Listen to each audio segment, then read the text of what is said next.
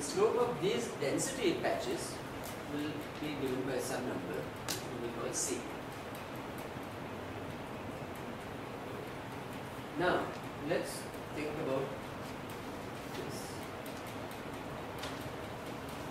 Somewhere along here is a single particle. It's moving with a speed v, which is not equal to c. Therefore, it will have a different slope. Now, I am not sure that whether the slope is actually larger or smaller. We can figure out, but let me just try. So here's the particle. So what is the particle doing?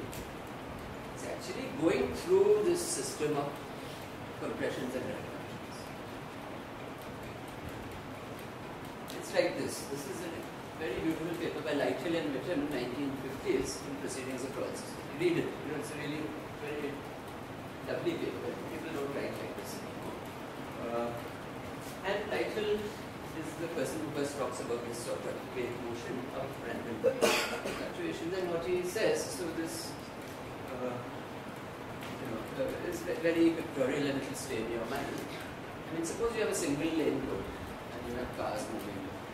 So there's a certain density of cars, and how will you measure that density? You will measure the number of cars per kilometer. So there's a density so much. And if you look in some bin here to there, there will be fluctuations. What will the fluctuations say? You know that. I mean, there will be a bunch of cars, there will be a bunch of, and then there will be a free space, and then more. It will average out to some density. Now, suppose you are a cop, and you notice a clump. And you want to keep up with the clump. You're going on the side on a motor. What is the speed you should have in order to keep up with that clump? Is it the mean speed of the cars? The answer is no. The mean speed of the cars is this. There's a different speed you should keep up with because the clump is made of, let's say, 3 or 4 cars. The gap in front, this car will be able to move out quite quickly. So this car will go away. In the meantime, something else will join this clump from the back. So the clump will stay, more or less. So the clump stays, but the cars which make up the clump don't. Therefore, all I'm saying is that there's a new speed. We'll derive it in a second. Now, so look at this particle. What it's doing is it's randomly sampling high and low densities, right? It's a random sampling which gives you this particle. So, I mean, this is the answer to your question. It's a random sampling of high and low density regions which gives you that. So, it's not random walk motion in the usual sense. Yeah.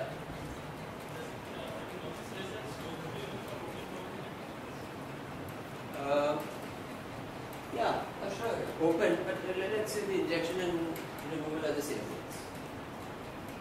In general, whenever you have a system with some statistical density, you will have these waves. You can't help it. So these are actually waves. Now, the only thing here. So the high density clamps, why this clamp will not occupy the position of the broad density?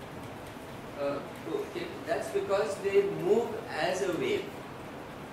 The whole pattern of density fluctuations, the whole pattern, you can do a simple simulation. You can write about 30-line program to simulate this, provided you have some sort of random number generator. And you just watch on your screen and you'll just see this. It's quite amazing. You just see the whole pattern of density fluctuations just. It's not entirely correct. I mean, as with the traffic instance, if there's a clump of cars, it won't stay forever. But it stays very long.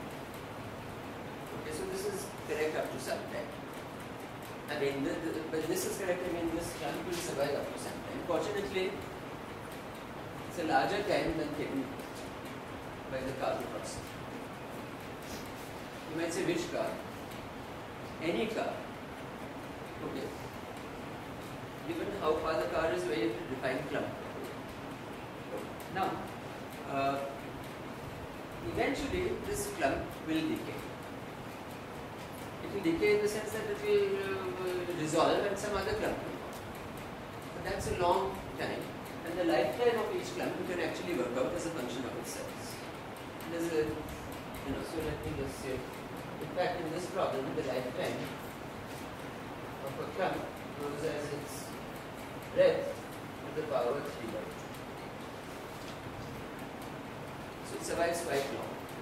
In the meantime, it sticks. What happens at rho equal to half? Why is that special? It turns out that this velocity c is actually 0.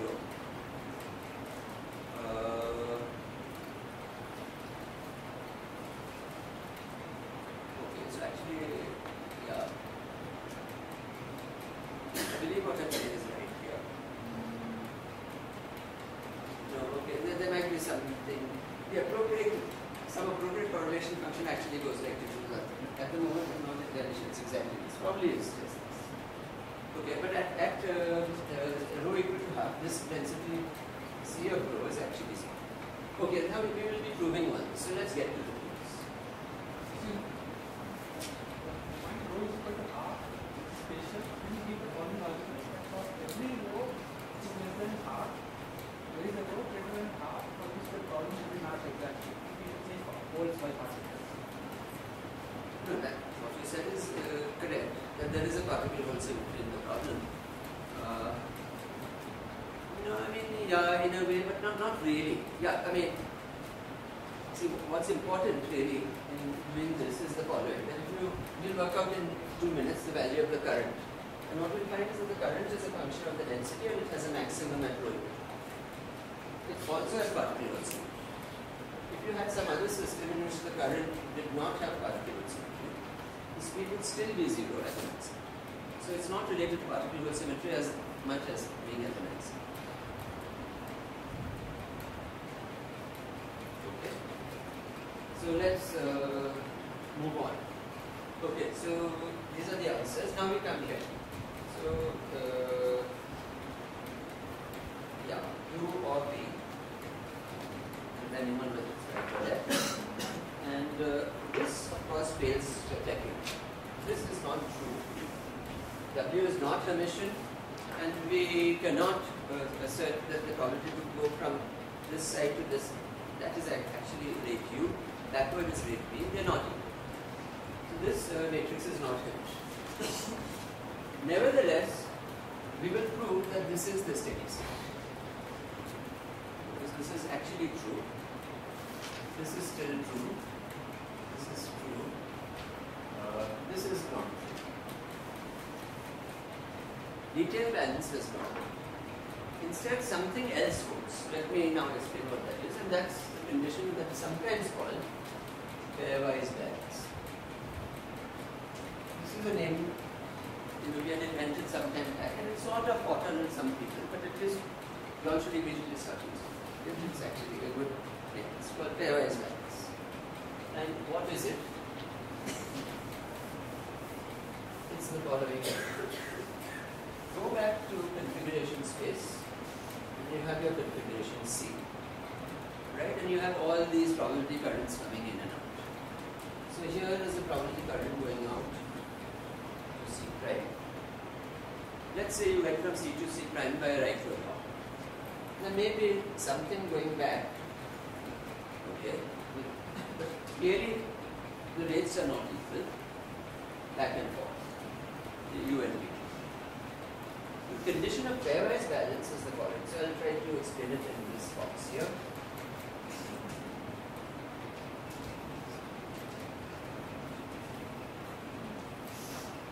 Remember what we want to do in order to achieve steady state is that the total probability flux into C should equal total probability flux out. Right?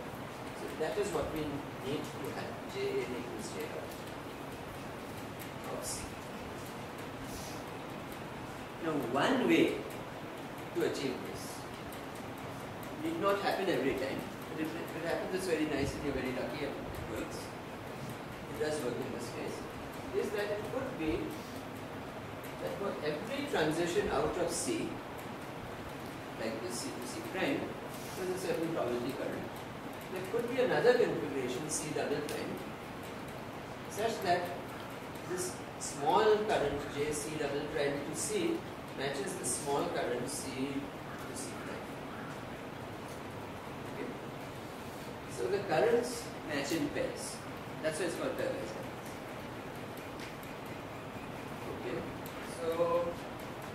in order for pairwise balance to hold, holds if there's a C double prime identified or try to identify such that W C double prime going to C P C double prime equals W C to C prime P of C. And it should be a sort of unique C double prime in the sense that, of course, we are given C and we are also given C prime. We are looking at that transition, C to C prime. But given C to C prime, there should be a good way, unique way to identify C double prime. You can't use the C double prime twice for some different C prime. That's what I'm saying. Should be 1 to 1. Okay, I'm not going to write that, but that's important to know. Okay. Identify this. Then of course you are through. So you have to do two things. You have to identify the C double prime and you have to at the same time guess the speed. And then you just find if it holds, then you are through. Okay, so here we can make such a guess or such a construction also. And the construction is as follows.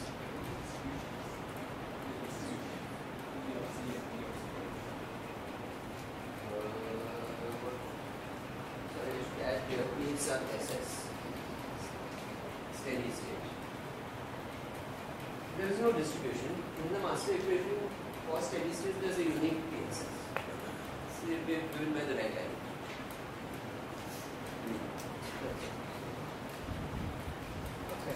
The fact that it's a probability implies there is a distribution, but there is no distribution of the probability. I mean, the probability is given. Can you have this on a finite lattice also?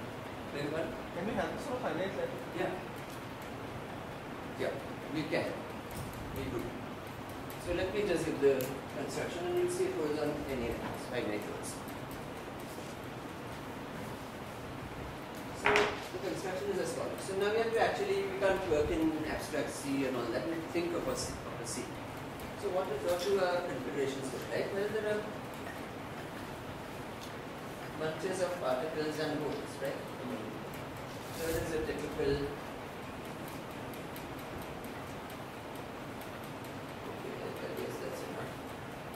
Okay, can you all see below? Usually these ones speak so much.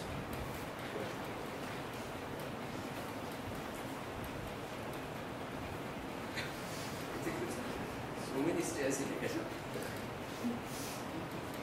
Can you all see? Okay. No, I need some place below. That is why I'm asking. You should be able to see. Is this alright?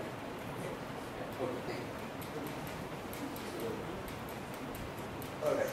So, in fact, just to avoid future problems like moving. So, here's the configuration C.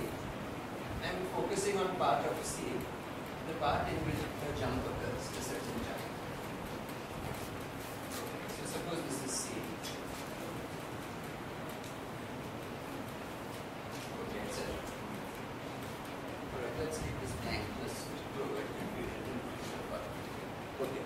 Now, suppose I'm dealing with the following elementary move, which will take me from C to C prime. And it just happens to be the hop of this part. First of all, it's clear that the hop must occur from the rightward hop, must occur from the rightward edge of the cluster. These things can't hop. So here's the cluster and this hops with rate U. If it hops, it goes to configuration, new configuration, which is this. Everything else remains the same. Okay, so here's the way you construct C double prime. This is C prime, gotten by a single micro hop. C double prime, what you do is you identify which particle, this one. It belongs to this cluster. That is a unique identification. Go to the leftmost particle of the cluster and move it one side. So it will come here.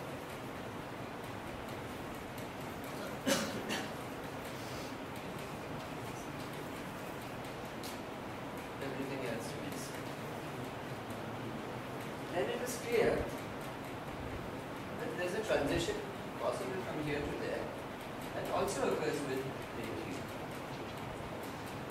So we have succeeded in finding, in a unique way, a C double prime through this construction, which will feed into C at the same rate that C goes to C prime. Therefore, in this giant sum that we have to do to find capital J, we split our capital J out into many, many outs. For each out, we've identified something else which comes in. Therefore, this is true for microcurrents, it has to be true for the overall capital J. So, since this is true, we have steady state. Provided, of course, that these occur with equal probabilities. If they equal, then W times P is equal to W. The W's were equal possibly, they were equal, but the P's also have to be equal. Therefore, in this A set problem, this is the steady state. Every configuration is equal. What about backward hops with rate P? Well, you do the corresponding construction there. So it always works.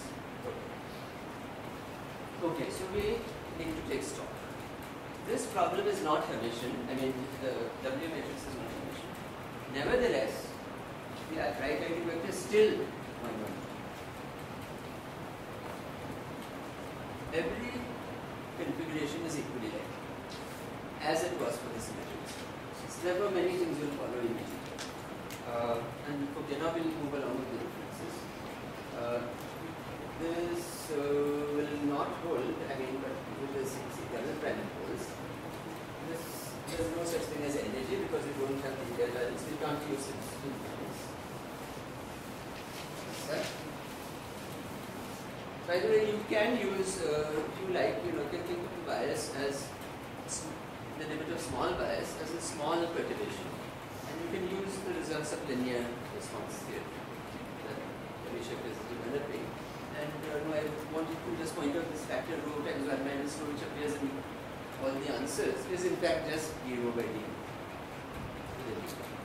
So, at some point, maybe you all can make a connection between these answers and what you are learning about in linear response. Okay, let's come back to this. Pairwise balance holds, all this is true. Let's come here. Still true, because this relies only on that. Product measure is still true. I not equal to is still true. This is still true.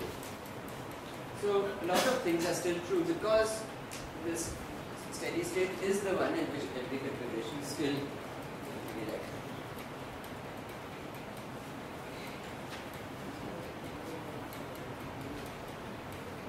So let me see if I can put it. Yeah, the only new thing that is there in this system, which is certainly not there in the earlier system, is that we now have a particle current. How do we compute the current?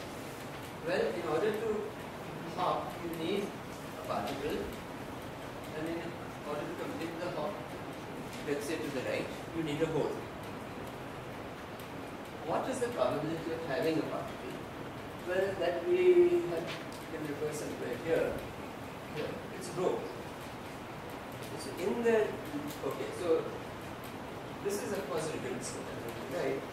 Is Ni 1 minus Ni plus 1. For any system, this would be the current U times minus V times average Ni 1 minus Ni minus 1. Look at this utility. But because of the fact that we have product measure, this actually factorizes. So this expression then simplifies to U times rho times 1 minus rho minus V times. So I'll just write this U minus V times rho times 1 minus rho. So the current is given by this expression.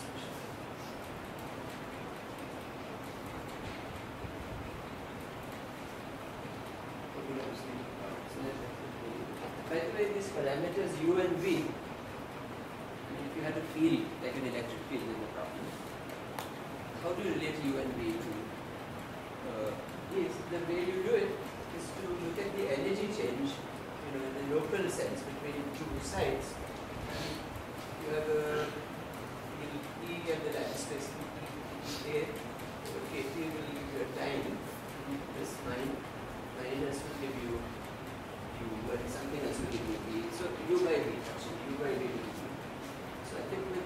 put in, you'll actually be able to verify linear space. Okay, so this will just you understand. Okay. Now, yeah, so J is given by this expression, and if you plot it, because it looks like this. J versus rho has a nice maximum at rho equal to half. Because this is a very sensible curve. Yes. So what is ratio U by T equal to B over E A by K? Okay, if you like, you want to put the like. Right. MGH is the potential energy difference between two things occurring by height A. So the way to see what is happening.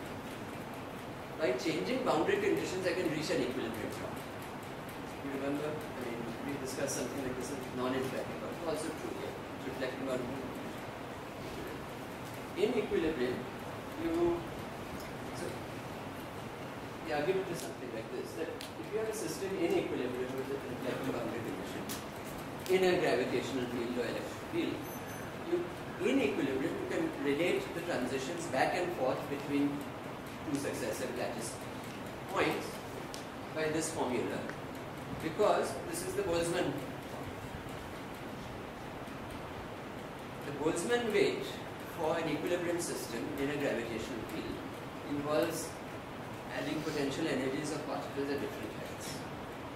In this mode, you change the height from here to there, right, by one space, by one space. This is the potential energy difference.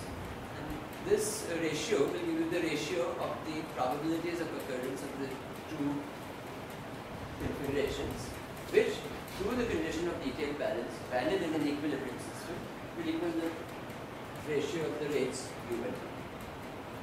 So this is the way to relate it. Now, in the system we don't have equilibrium. But we don't have it because of the boundary condition.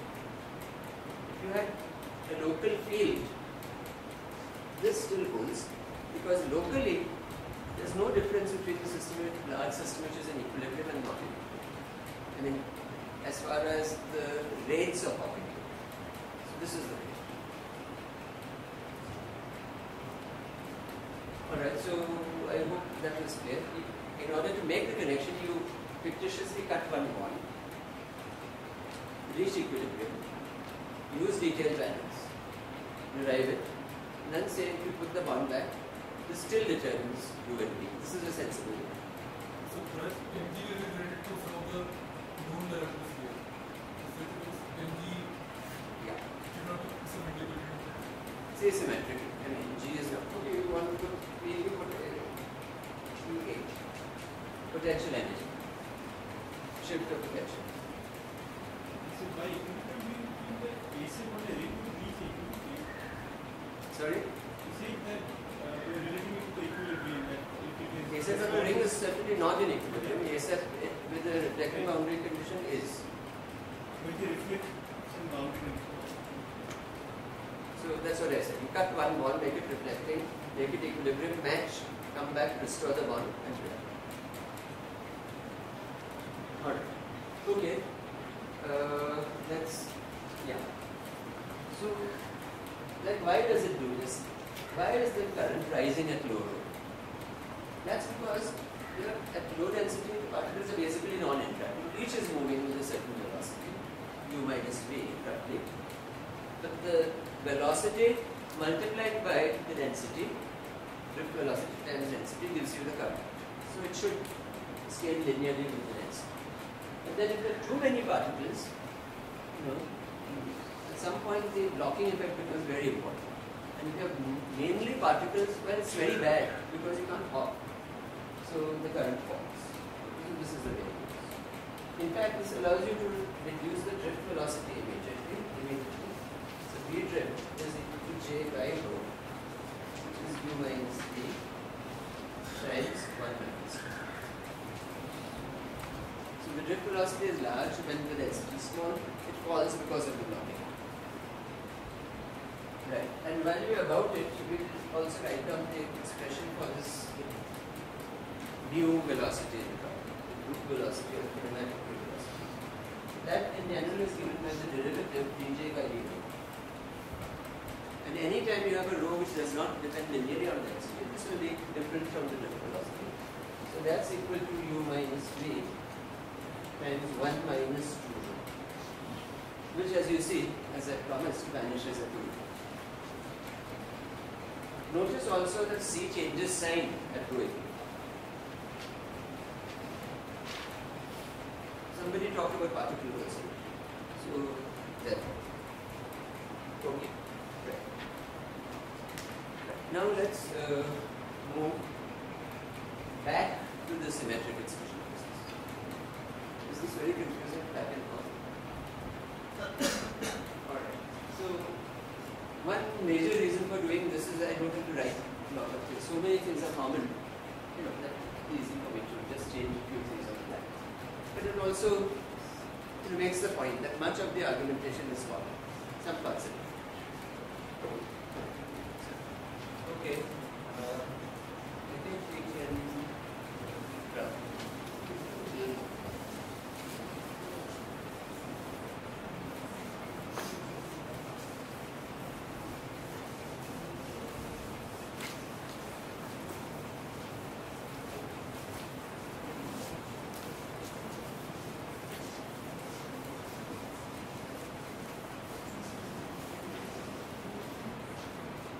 You might ask, I mean, really what's the difference between these systems? They both have this product measure. If you look at them, one configuration, suppose one gives you a photograph of some configuration of a symmetric and asymmetric one. There's no way you'll be able to tell the difference. They're identical states. It's a product measure state, it's not random obligation by density. It could have been either. How could you tell? Well, you should watch a movie. You should see how things work. So, the configuration C, so just, just a small point, sometimes some people get confused, it's not, maybe I should not say it because if you haven't gotten confused, but, you also said that every configuration is equally likely. When you start with one, it's equally likely here and equally likely there, symmetric, asymmetric. But the order in which you sample configurations as time evolves is completely different. And that is why if you watch a movie, you'll be able to tell immediately, 10 frames, you'll be able to tell. And you'll see particles moving, so density patches moving, all that. Okay? So there is a difference. So therefore, it's crucial to study the time difference. And that is what we want to do. Okay, so let's turn back to the symmetric extrusion process. And you can U equal to V. There is only a U in the problem. And this is what it is. How can one proceed? Now there are several ways to go about it. I want to take a particular way which has, it's a way, it's a method which has a, applicability to, everybody's feeling drugs. But anyway, okay, we'll carry this. And what we'll do is the following. We'll make a correspondence to a spin. Correspondence of what? Of the W matrix to a spin Hamiltonian. And it will turn out that the Hamiltonian we're dealing with is a very familiar Hamiltonian. It's the Heisenberg Hamiltonian of parameters. So this is what I want to tell you. So how do we do it? Well, we associate a particle with an upspin, hole with a downspin. So if you want to write a formula, it's 2SIZ. So SIZ is, let me write what I have to write. 1 plus 2SIZ by 2. SIZ is a spin half.